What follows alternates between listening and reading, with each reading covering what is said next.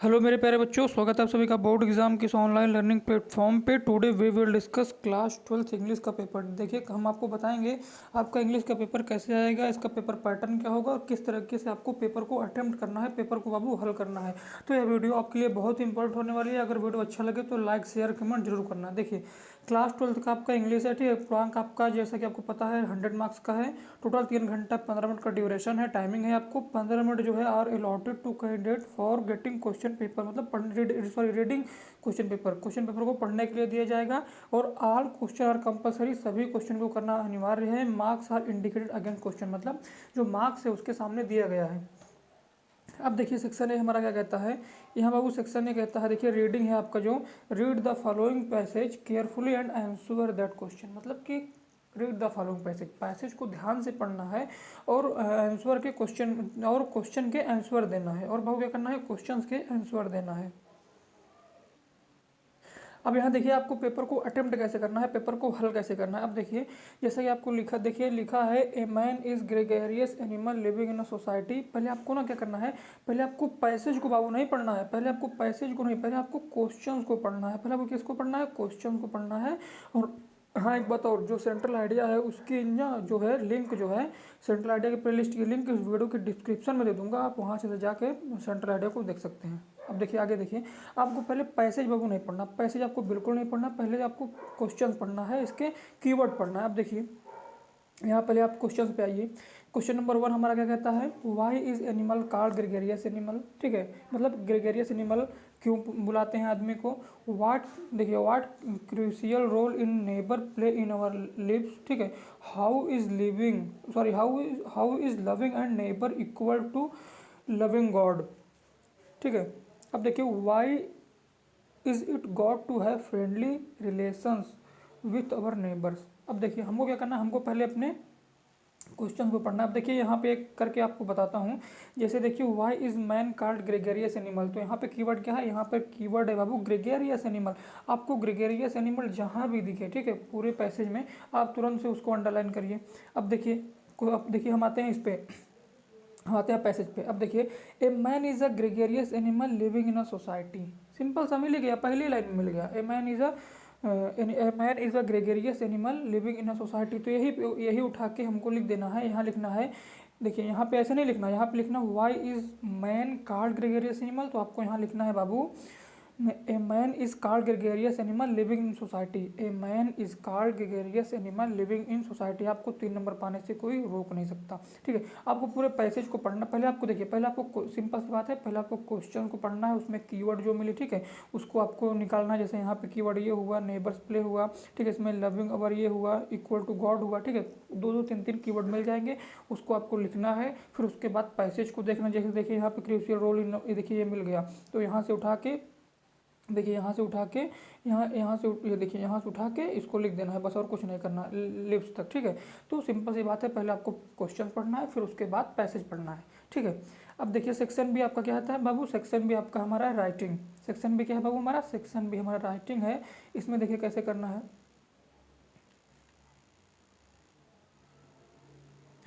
अब देखिए section B, writing an article any one, मतलब किसी एक पर आर्टिकल लिखना है, ऐसे लिखना है, निबंध लिखना है।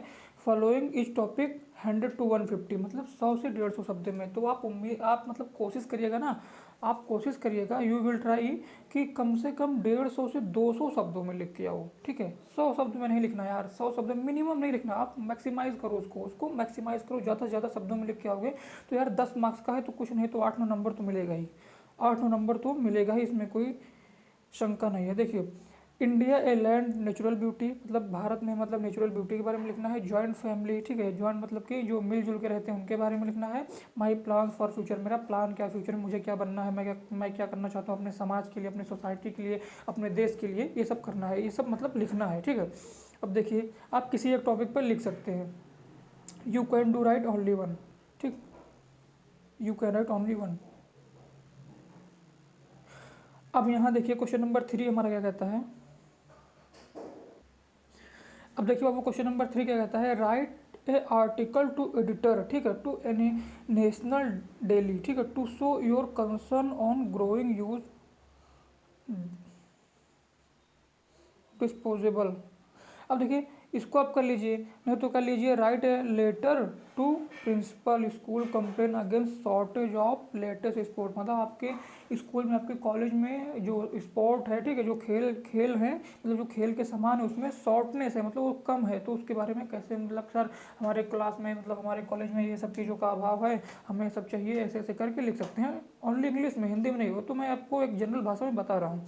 अब देखिए ग्रामर देखिए, अब यहाँ पे आपको हल भी बताएंगे। सेक्शन सी आपको होगा बाबू ग्रामर।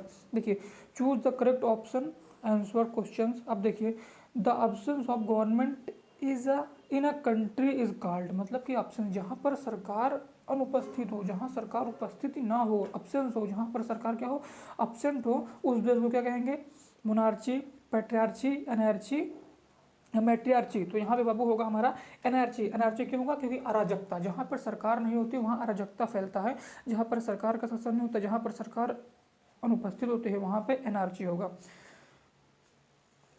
अब यहाँ पे देखिए बी, देखिए the phrase inching toward, inching toward means, inching toward का मतलब होगा बाबू to move slowly in direction, मतलब किसी भी दिशा में धीरे धीरे चलना। इंचिंग टूवर्ड हम बोल सकते हैं किसी दिशा में धीरे धीरे चलना।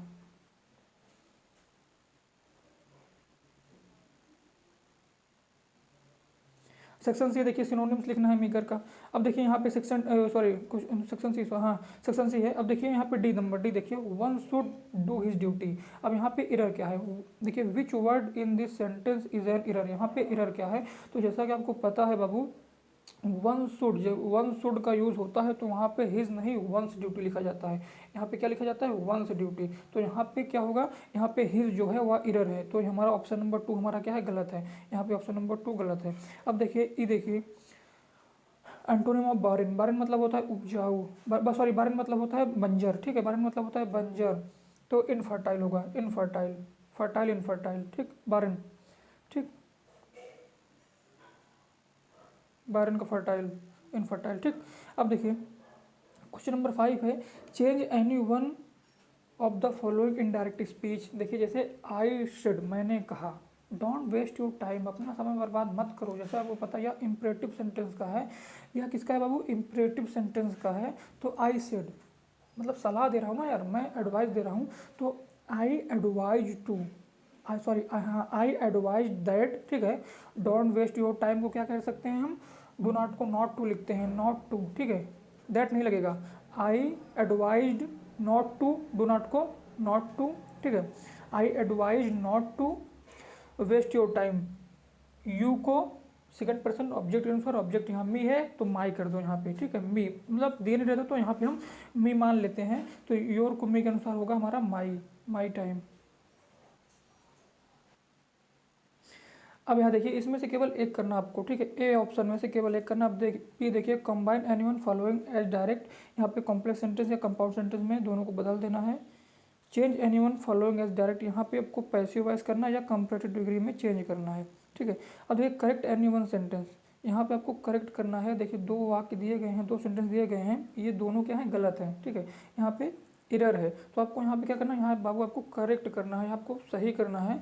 तो यहाँ पे देखिए you are senior than me, बिल्कुल गलत, क्योंकि आपको पता है जूनियर, इन्फीनियर, सीनियर, इसके साथ देन नहीं है, इसके साथ टू लगता है, तो यहाँ पे होगा you are senior to me, you are senior to me, यहाँ पे देन नहीं होगा। अब देखिए यहाँ पे देखिए सेकंड देखिए कैटल, कैटल जैसे आपको पता है, जैसे आपको पता है कैटल जो,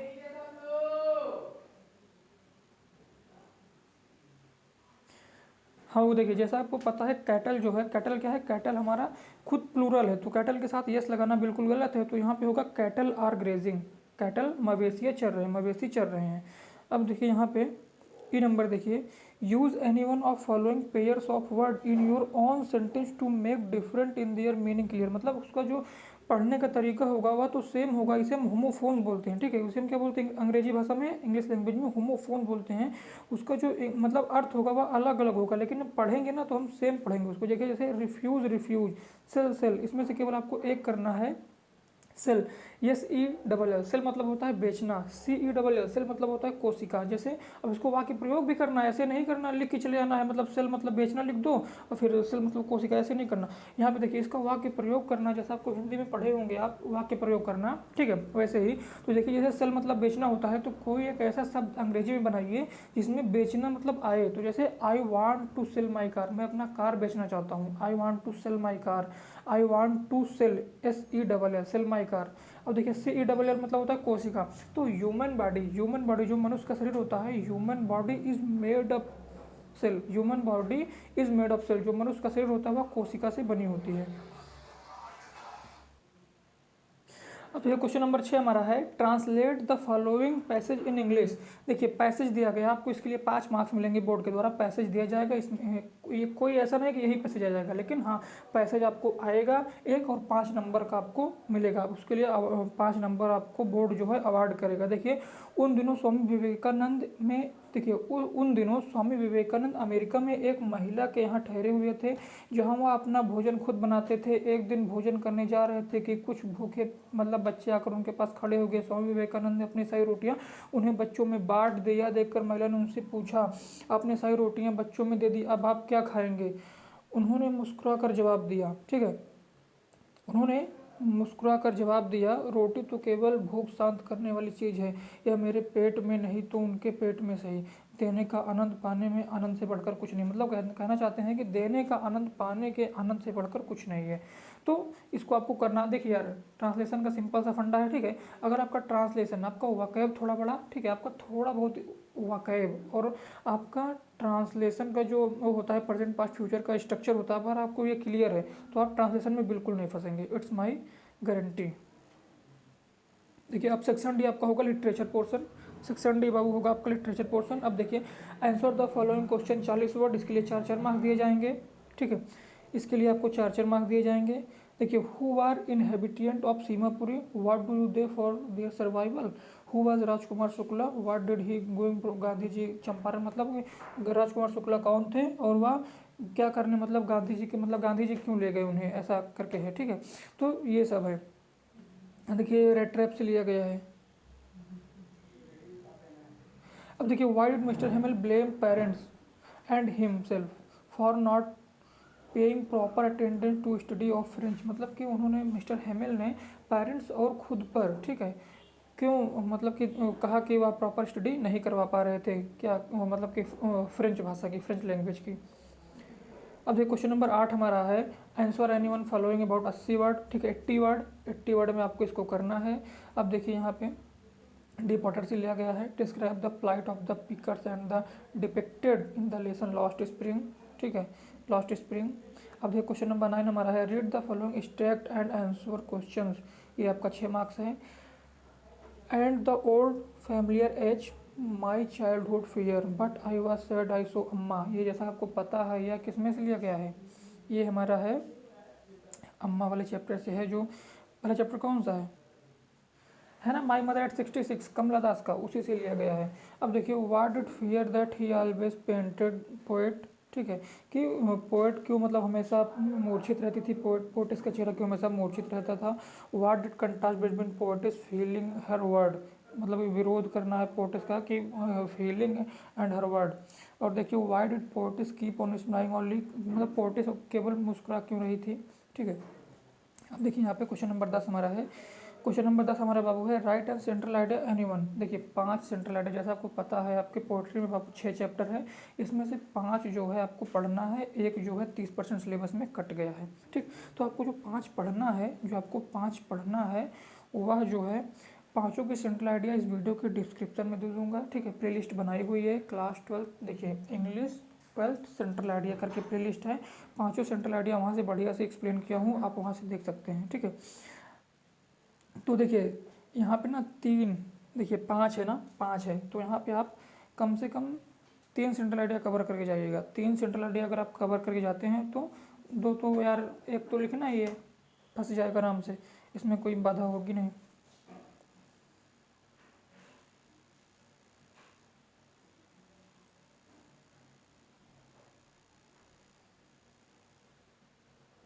अब देखिए answer any one following question 40 word का लिखना है। व्हाट थिंग, ये हमारा शॉर्ट स्टोरी से है, ठीक है, जो हमारा सप्लीमेंट्री रीडर है। What thing on third level were different from those level, describe environment feature of Antarctica, ठीक है, अंटार्कटिका का इन्वायरमेंट फीचर डिस्क्राइब करना है। Why did Maharaja decide to suffer huge loss institute on British officer photographer, ठीक है। इसको याद रखिए, इसको सॉल्व करना मतलब यहाँ पॉसिबल है नहीं, तो इसको आपको पढ़ के सुना दे रहा हूँ कैसे कैसे क्वेश्चन पूछे गए हैं, ठीक है। Why was not Joy happy with Jack ending Roger skunk, जो आपको बताने लायक था उसको मैं बता दिया हूँ, ठीक है। अब देखिए क्वेश्चन नंबर 12 हमारा क्या कहता है। क्वेश्चन नंबर 12 है any one of the following question 80 word में लिखना है। वाई डिड, देखिए Derry closer at mister Lamb, ठीक है। वाट इम्प्रेस, केवल एक करना है इसमें से, ठीक है। What impression of Sadao as a doctor and a human being do you from and basis of the story the enemy, ठीक है। डॉक्टर सदाओ के बारे में लिखना है। तो उम्मीद करता हूँ बाबू कि आपको पसंद आया होगा। और एक बात और, अगर आपको कुछ नहीं आता ना, अगर आपको कुछ नहीं आता है तो आपको जो आता है वो लिख के आइए यार। उस चैप्टर, अगर देखिए आपको मान लीजिए टेक एग्जांपल ऑफ, देखिए आपको यहाँ से थर्ड लेवल है ना, थर्ड लेवल का क्वेश्चन दिया गया आपको। थर्ड लेवल के क्वेश्चन के बारे में आप बिल्कुल कुछ नहीं जानते, लेकिन आप इसकी समरी को जानते हैं, ठीक है। तो इसको यार अपने लैंग्वेज में लिख के आइए। इसकी आपको 4 मार्क्स का है, तो कुछ नहीं तो 2 मार्क्स तो मिलेगा ही, 2 नहीं तो 1 मार्क्स मिलेगा, 1 मार्क्स मिलेगा ना। तो 1 मार्क्स हमारे लिए बहुत है यार, जहाँ कुछ नहीं वहाँ एक बहुत है।